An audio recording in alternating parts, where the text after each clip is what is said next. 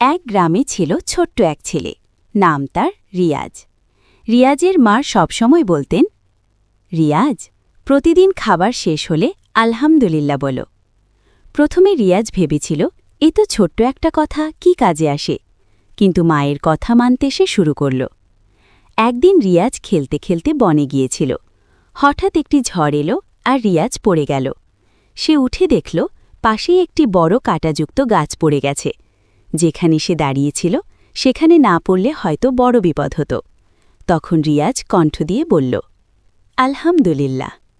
ওই মুহূর্তে সে বুঝতে পারল, আলহামদুলিল্লাহ বলার মাধ্যমে তার জীবনে ছোট বড় অনেক নিরাপত্তা এবং খুশি আসে।